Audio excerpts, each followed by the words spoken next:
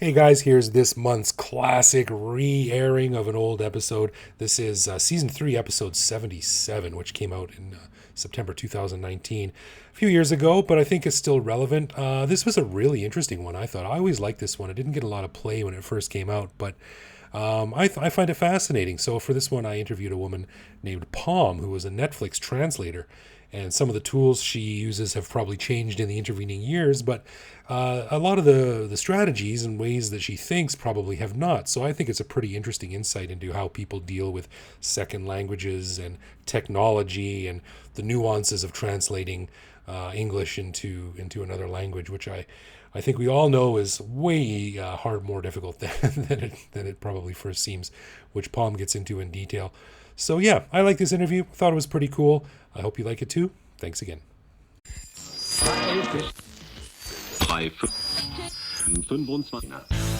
On this episode, we talk to Palm, who creates Thai subtitles for English language television shows. So if you'd like some insight into the surprisingly technical and nuanced skill of Thai subtitling, you'll love this episode of the Bangkok Podcast.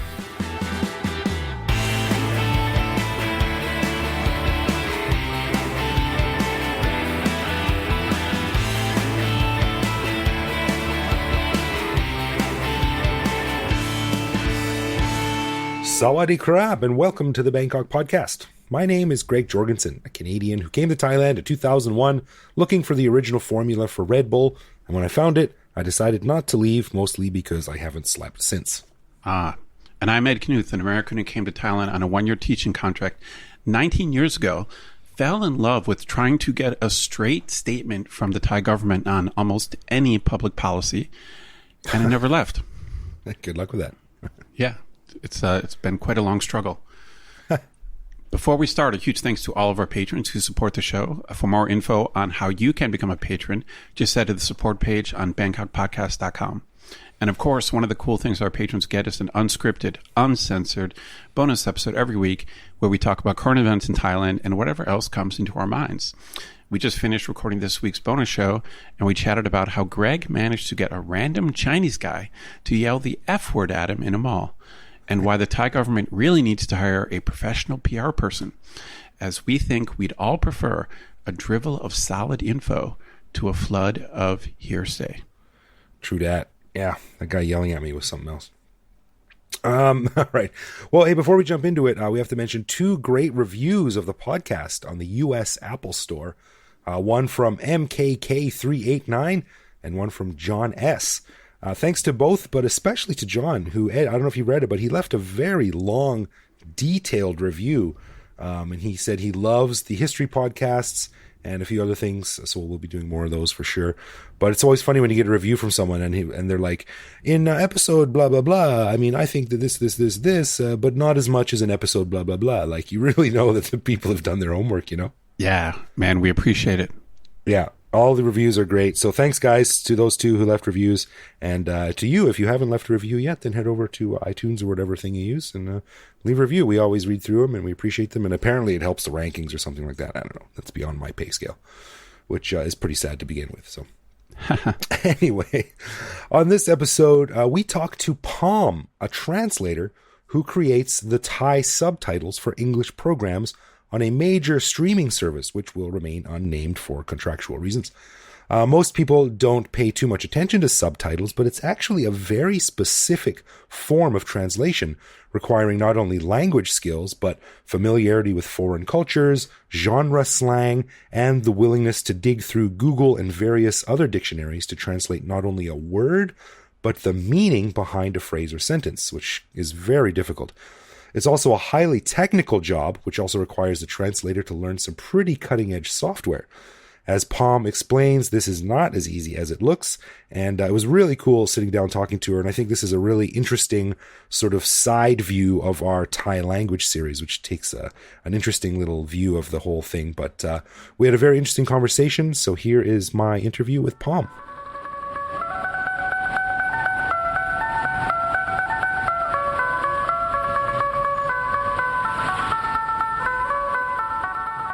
All right. Well, we are sitting in a little room at a back of a Starbucks, which seems to be where I record most of these interviews these days. Thankfully, they got all right coffee. I think so anyway. Don't get online and tell me that Starbucks has bad coffee. Anyway, we're sitting in the back of a Starbucks with my brand new friend, Palm. And she is an English lecturer at Mahidol University. And she's also a freelance English to Thai translator for some unnamed streaming services. And I thought it would be really interesting to get someone like this on. And Palm, you're a friend of a friend. First of all, welcome to the Bangkok podcast. Thank you very much. Thank you for having me. Oh, our pleasure. To be here. Yeah.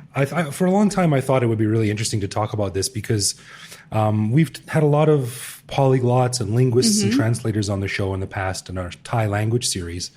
But I think translating has to be a unique skill. Right, yeah. And especially when you combine it with the modern technology of streaming services and the speed with which all of this travels around the world. Yeah. So I wanted to talk about this, and I thought it'd be interesting to get some insight into how you approach it and what the difficulties are, et cetera. So to start off, how did you get into this? Okay. Translating work. The translating it's actually been one of my dream jobs, like since I was a kid. Really? Yeah, because like I grew up learning English from being couch potato, basically. Oh yeah? Yeah. I just learned from like watching TV, because my dad signed up for like back then it was like IBC, and then it became UBC, it became True Visions. Okay. Yeah, like years ago when I was 10, I think. Right. Yeah, so I grew up like learning English from like watching all these shows, back in the 90s. Right. Like sometime like because like I went to Thai school like all my life.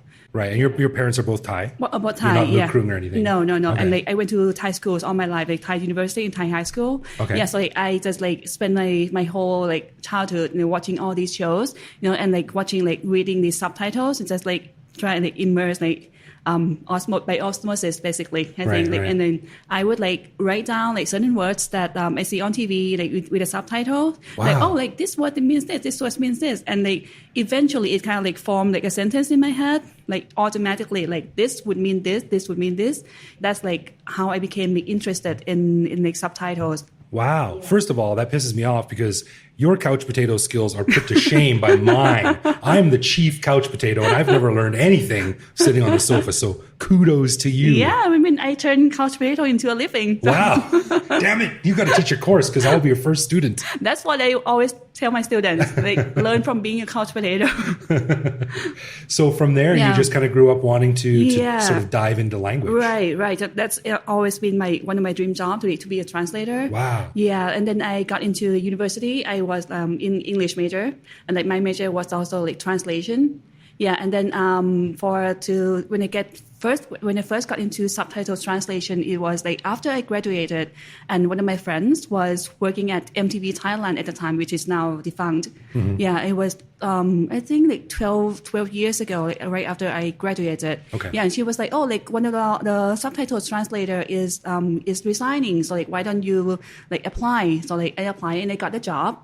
Yeah, and I was like translating subtitles for MTV Thailand. Wow. Yeah, but it was like mostly reality shows, like one of those like Pimp My Ride.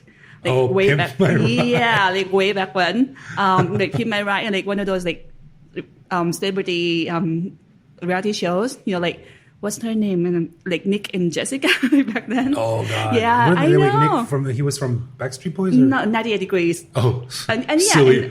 Forgive me for getting my boy bands mixed up. Yeah, and I was a fangirl. Okay, so like that kind of helped like to work at MTV. You have to be like a fan of all these like pop culture.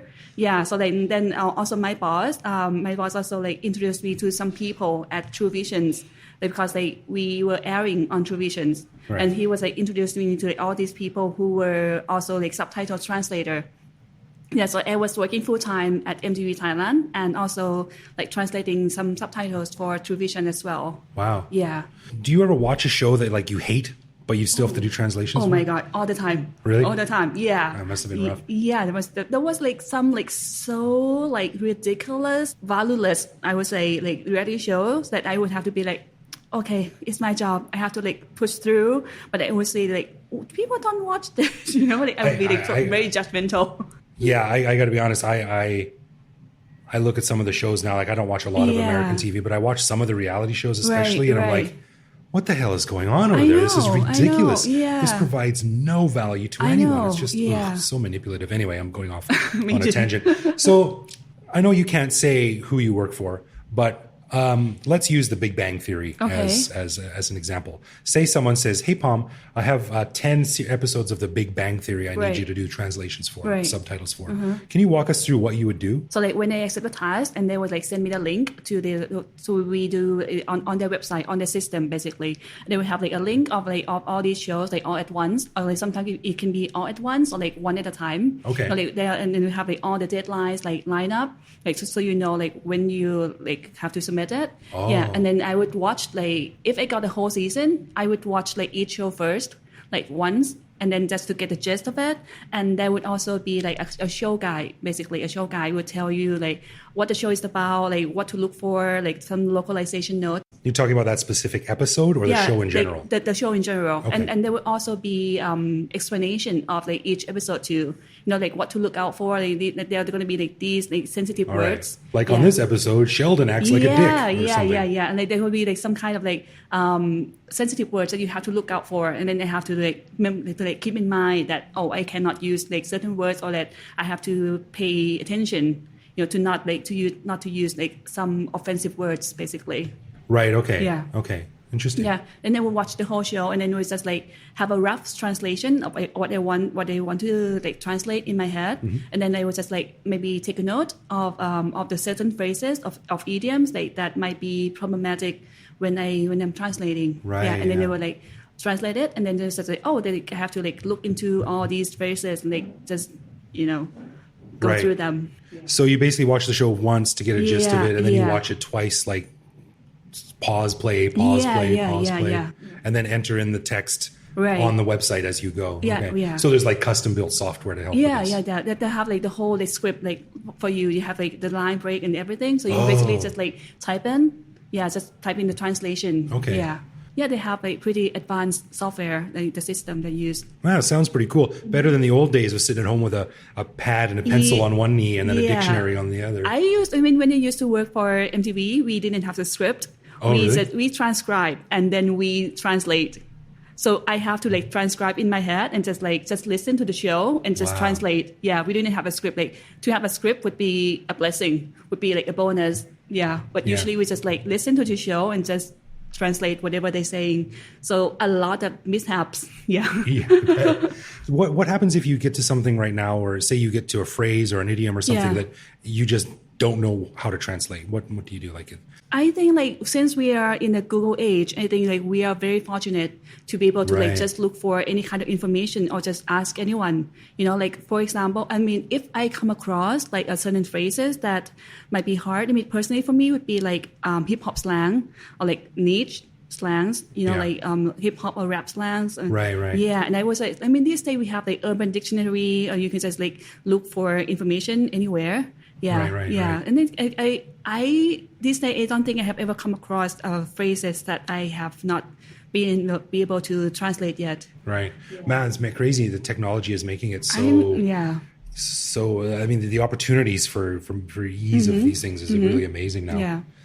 I remember, I think I've talked about this on the show before, and back in the day when I was teaching, I remember one of my students came up to me, the brave one, with like 4 of her friends, and they were all behind her, and she said, "Teacher Greg, what's the difference between sidle, strut, swagger, and saunter?" I was like, "What the hell?" And then I just ran out of the room. Do you show them? You have to like swagger and saunter. I would have if I knew, but it's like, how do you show the difference between like the saunter and swagger? I don't know. I would have looked like a fool. But if I had Google then, this was 15 years ago. But if I had Google on my phone, I probably would have been able to do it much better. I know. Like back then, it was like there was a lot of mistranslations, I would say, on my part from lack of Google. Yeah. So generally speaking, what are some of the things you have to keep in mind when you're translating? I mean, linguistically, culturally, time sensitives or lengthwise or anything like that? All of that. Like, we usually we always have a guideline, like rules that we have to follow, because like with subtitles, you have to have a very specific like length that you can use. For example, and like I said, like the software is very advanced. So like if you go over like the characters limit, it will tell you like, this is an error. You should like cut this, to okay. make it shorten it. Yeah, so basically, like I said, that I watched the whole show first, like just to get I have to pay attention to the relationships between the characters. I have to keep in mind what pronouns I would use, the ending words I would use, the type, the tone of voice, the tone of language that I would assign to each character. Because sometimes, for example, like you said, Big Bang Theory, Sheldon would have a very specific way of his structure of sentence. Right. Yeah, he would sound nerdy. He would say all these big words or something. Penny would be a bit more simple. So do you have to adjust then the language here, the vocabulary? So you have to use more scientific Thai words for Sheldon and then more street slang for Penny? Yeah, exactly. Yeah. Interesting. Wow. Because I just translated a while ago, translated this show, and I think it's one of the most difficult aspects of Thai language is royal language.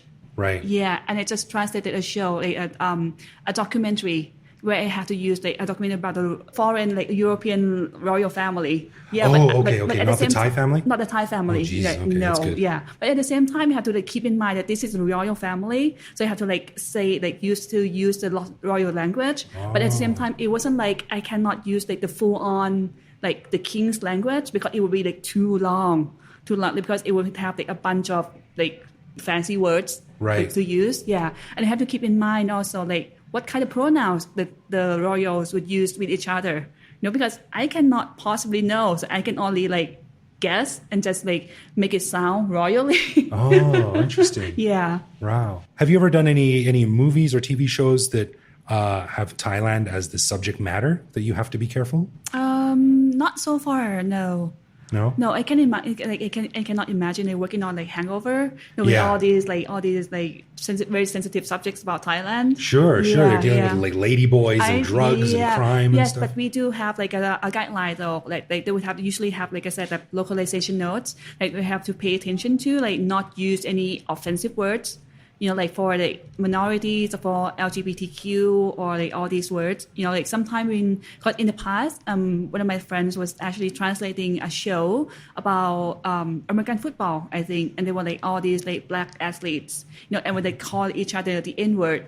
Yeah, and my friend just full on use equivalents of the N-word in Thai, and they got back to him, and they were they got back to no, tone it down. You have to tone it down. That cannot that would be too offensive. Yeah. So I would say the same. You have to pay attention to the cultural context, of course, and the audience. Because even if with curse words, even though the F word or all these words are used all the time in English, right? But in Thai, we don't have to always use the exact same word, the exact same meaning. Okay. Yeah. What about dealing with different Western cultures? A lot of British shows, for instance, in British culture, they curse a lot more than American culture. So have you ever come up to something like that? All the time. Actually, I would say sometimes it's actually more fun for me to translate British shows. Yeah. Because they have all these I would say fun and interesting curse words. And you have to do, I would say a vocabulary gymnastic in your head. Yeah, I just a while ago I translated a stand-up comedy by this very famous English comedian. Who? And Jimmy Carr. Oh my God, I love Jimmy Carr, but he is raw. I love Jimmy Carr, but when I saw that title, it was I'm doing this, and it was when I watched the show once, oh no, he's so crass and so crude. All right, while we're talking about this, let's get into specifics, and I'm going to have to bleep myself here. Yeah. But when Jimmy Carr says something he's picking on an audience member, which he's famous for doing, and he says something you're an ignorant cunt. Mm-hmm. How would you... Exactly. How would you translate that? That's the word that I had trouble with. Really? The C word. Yeah, and he was using a portmanteau. Okay. When he uses combine two words together, to mean other words, it was I spent 2 days thinking how am I gonna make this sounds translate the joke in Thai. It was very punny and also very funny. Yeah. I spent 2 days and I came up with another portmanteau but Thai people might have to pay attention to be oh wait, was that a word combined together? That's funny. Yeah. Wow. He was using the C word and also some other word I cannot remember, maybe C word and baker or something. Oh. Yeah, and I had to be combine these two words together to come up with something that sounds as offensive but not like shockingly offensive. Yeah. That's still possible to an audience as a subtitle. So that was very hard. What happens if you come up against a slang word that doesn't exist? Like if I'm doing something and I call someone like a dick nugget, which doesn't mean anything, but it carries with it. Like if I said that to someone, they would know that it would be a slur. Right. A goofy, funny slur. Yeah. But there's no official definition of that. Right. How would you... For translation, we say we don't translate words. We translate the concept. We translate the thoughts, the ideas. Oh. Yeah, that's the basic idea. So like even if you use like some unknown words that you come up with, that like you just come up with, we can use like existing words in Thai, but like maybe make it like sound as funny. You know, like we can make it like so. For example, you know, like words for a penis, we cannot just say the K word. Right. Yeah. Yeah. You can say I'll use the Thai power word. of the bleep very liberally on this you episode. cannot use the Thai word, the direct Thai word for it. So we just use like something that's visual. You know, so for example, I would use the word for banana.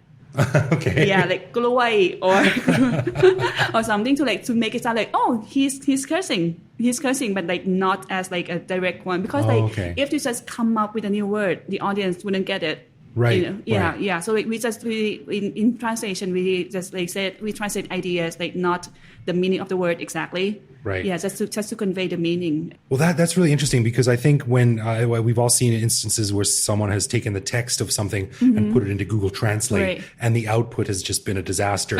And a really good example of this I just saw this morning, actually. My buddy Dan Fraser tweeted it. Let me just bring it up here. This was seen on the Samui Island, and I think they were trying to tell people to watch out when you're riding a motorcycle, because you have the bag on your shoulder and some people can take it. So this is what the sign said. It said, "With a bad motorcycle accident, the rabbit carcass bag or women's necklace walking on the street or sidewalk. The behavior of criminals who have confessed to the crime and arrest information. 1. Women tend to be the remains of the bag, the shoulder within the right hand. 2. The rabbit carcasses necklaces, who wears a neck visible. 3. Secluded location and easy escape suggestion. 1. Hold the bag with his left, front or left. 2. Do not wear a sweater or clothes entirely aligned. Wear a shirt with a collar. And 3. Be careful when bringing your own precious self." What? So, yeah, when you translate directly, it's a disaster. But translating the concepts... Yeah. That's the idea of translating the concept, translating the thoughts, not the word itself. Right. Yeah. So can you think of any, like... in the past, maybe any particularly difficult concepts or phrases that have stymied you or caused you to really search hard? I mean, beyond Jimmy Carr, but like are there any common Western concepts or language that you always find like, oh, geez, how am I going to do this? Okay, so I'm actually working on a show where I think it's has quite a religious undertone. So we say that that's like one of the concepts that I find it hard. You know, all these like prayers. You know, because like prayers like, oh God, good Lord, and all these like, you know, because I'm not religious at all. I'm a Buddhist, and so I have no concept of like what people say in the church at all. Yeah, so I have to like Google hard and like find, maybe sometimes even like go into like some kind of Bible, like any Bible, like Thai Bible, which is hard to find online actually. Really? Yeah, and like it's also like I just actually just took a class on translation. Yeah, and like they said that sometimes it can be sensitive to think you should be sensitive to like the different sects of Christianity, basically. So basically, so for example, the word for pray in Thai is suat mon. Okay. Say the mantra, but you cannot use that word when you're translating from prayer from English. But like, say, for example, if the Catholic was doing the prayer, you cannot use that word, because Catholic would be like, we don't do suat mon. We don't say a mantra. We have a conversation with God. Yeah, exactly. They would say suat pavana or something, it can raise like, some problems. Yeah. So you have to be like mindful of that, and all this like, you know, by the grace of God and like good Lord and all this. I'm like, by the grace of God, like what? Like I don't know what that means. Yeah. So like, and the religious, and also like slangs, definitely in drag queen slangs.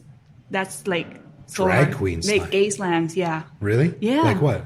Gay slang, like sometimes it can be. Are you familiar with RuPaul's Drag Race? I know of RuPaul, but I've never seen the show. But like you can never like all like I would say 50% of what they're saying on the show, you cannot like take it at face value, like take it literal meaning. Oh yeah. So for example, if like someone said like you're beating for the gods, you are beating for the gods. You're beating for the gods. Yeah, beaten, like beaten. Beaten for the gods. Yeah, like it doesn't mean like you would think like, oh, is he like injured or something? No, it just means that your face is like so like painted, so like well made up.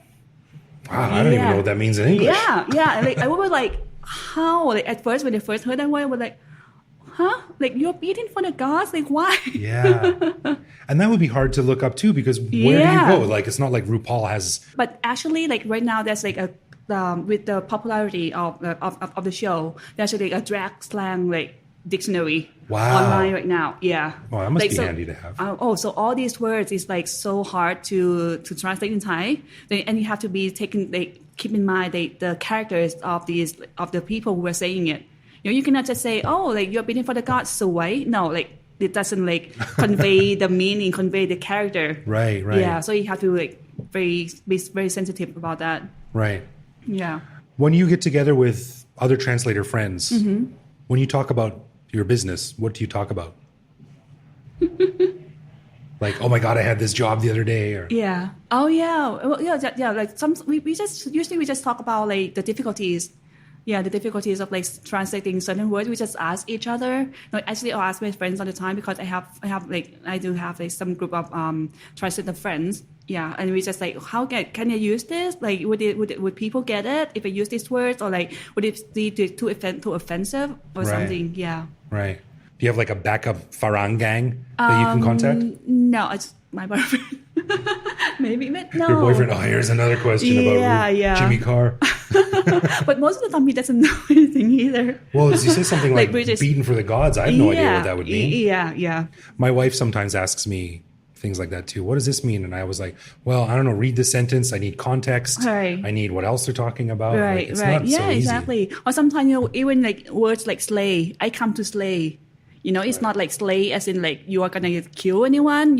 I come to win. I come to like kill like all of you in terms of like winning. So yeah, it's like terms like I have to like not use the word win. I have to use like certain word that would like imply winning, but also a slang in Thai. Right.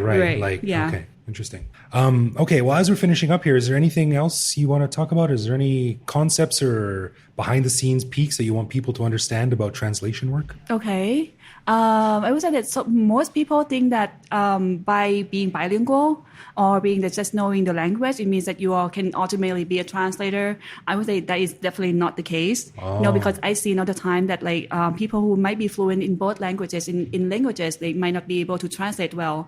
You know, because like what you think you know in your head, like, but when you like translate it, when you put it out there for people to read, to listen, to whatever, yeah, people might not get it. So I would say like translating is like not just a language skill, it's a skill that you hone. Basically, you just have to read a lot. You have to like pay attention to the language used like everywhere.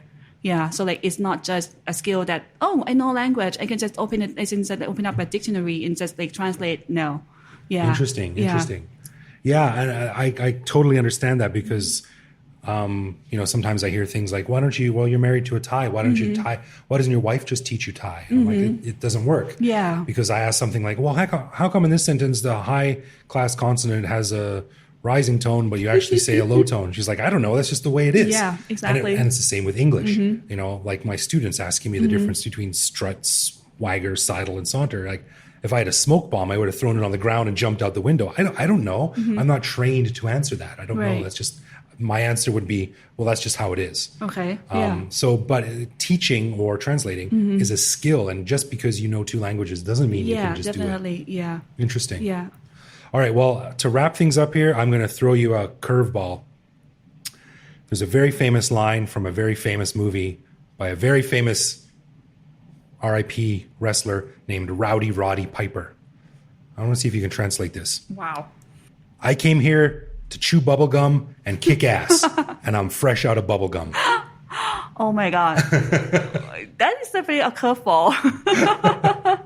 Because it's not just talking about, like, there's the intent, right. There's the perception, there's the threat, there's the swagger of it all. Yeah.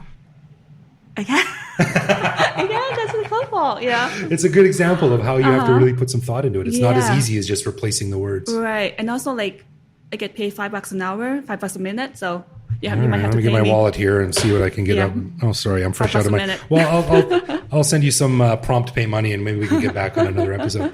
Palm, thanks so much for coming on the show. It was really interesting. Thank you so much for having me. And It's been fun. yeah, next time, anyone, our audience out there, if you're reading Thai subtitles or English subtitles, have a think about how much work goes into it. It's not something that Definitely. anyone can do. So yeah. All right. Well, maybe we'll have you on again sometime. We'll talk about some more translation issues and maybe some Thai language issues. Anytime. And we can chat. Thanks a lot. Thank you so much. Thank you so much.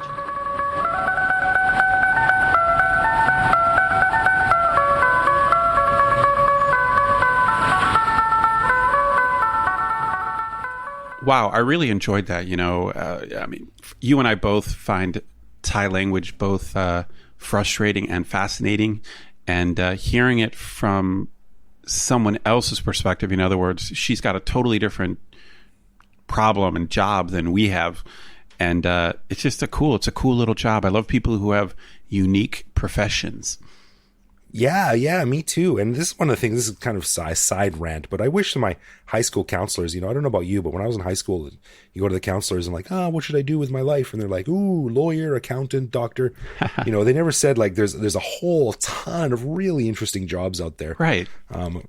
So I think it's really cool. And it was really interesting hearing some of the difficulty she has with stuff that we take for granted, like these slangs and urban slang. I translated sympathize. like I a hip-hop sympathize. movie or something. I sympathize. It must be impossible to figure out the right way. I mean, you guys captured it really well, but you have like the meaning and the context, and it's just got to have the right feeling. It's got to be like contextually appropriate. It's a tough job. Yeah, I still remember my students coming up to me one time and asking me to explain the difference between go up the street and go down the street. And I was like, well, they're kind of the same thing. And they're like, but up and down are diametrically opposed. I'm like, leave me alone. Right.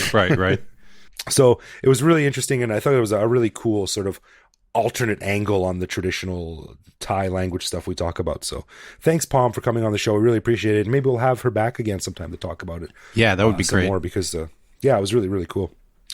All right, let's get into some love, loathe, or live with, where one of us surprises the other one with a particular aspect of living in Bangkok, which we then discuss and decide if it's something we love about living here, loathe about living here, or have come to accept it as just part of the crazy tapestry of Bangkok, otherwise known as TIT. This is Thailand, which I explained to a couple of Thai friends today. They'd never heard that before. Oh, really? So Classic. Yeah, TIT. I learned that early upon arrival, and I still use it. I use it with my students. Yeah, it's great. This is Thailand. What are you going to do? All right, this week it's your man. Your turn, man.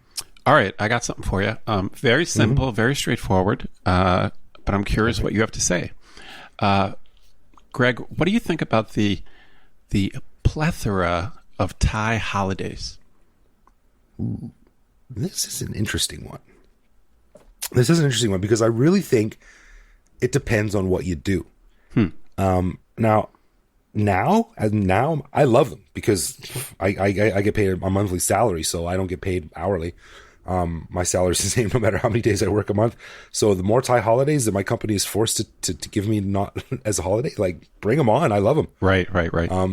But when I was teaching, back in the day when I was teaching, I hated them because it severely limited the number of hours you got with your students, which affected the tests, which affected their test results, which affected your reputation and the views of your boss, the people who run the school. So when I was teaching, I thought Thailand had like way too many holidays, especially around December. But now, love. I get it. I'm glad you remember your time as a teacher because you completely captured it. You remembered accurately. My job is made a lot more difficult by the fact that there's just. It's not even just that there's a large number of fixed Thai holidays. There's also a fairly large number of semi-arbitrary things that like pop up now and then. Like, we talked about the Royal Barge Procession. I just got an email that my university is closing for 5 days around the Royal Barge Procession. 5 days? 5 days. The week. Wow. We're closed for the week. And then the email just says, contact us for like makeup times. And I'm like, how do I make up a week of class? Yeah, that's rough. And it's just, but I mean, in my case, I mean, I don't want to go into how my salary works. Like, I do have a base salary, but then I do make more money when I teach more, like over a certain number of hours. So in my case, it's not even just, it is true that I can't finish the course material because of all the holidays. So I'm like you, it's just like, I feel like I can't get through the required number, just the standard stuff and the amount of time I have. But in my case, it does actually affect how much I get paid. Because I always try to maximize how much I can teach. These holidays actually do cut into what I make. So in general, I think Thailand has too many holidays, but it's not even just that. It's that they seem semi-arbitrary and they seem to change frequently. You know, it's like you always have to check the calendar. Like, where's this holiday this year? Or how long is it going to be this time? Right. Yeah. So I would say I love them as a salaried office worker. I love them. But as a teacher, I probably would have been right on the border between loathe and live with. Yeah, I'm going loathe. All right, well, fair enough, because that's your main gig. But that's my world. Yeah, I can see, man, when it cuts into you like an entire week suddenly, like out of the blue. Like, by the way, there's a week gone. Yeah, seriously, in a month, in 1 month, I just got the news, that we're shut down for a week. Well, if you want to grab lunch or something, let me know. You got nothing else to do. That's right. Okay, before we wrap up, I'd like to give a special thanks to all of our lovely patrons. As you know, we don't run ads or have sponsors, so we really, really do appreciate the support we get from our patrons. If you want to learn more, just head to bangkokpodcast.com/support. And if you want to get in touch with us, it's easy. Bangkok Podcast on social media, bangkokpodcast.com on the web, or simply bangkokpodcast@gmail.com. We are very polite, and if you write, we will answer. True that. And if you can also find each episode on YouTube, and you can also follow us online where we post each episode and carry on conversations with our listeners. You can also reach out to me directly on Twitter if you want, where I am BKK Greg. So thanks for listening, everyone, and we'll see you back here next week. Yep. See you next week.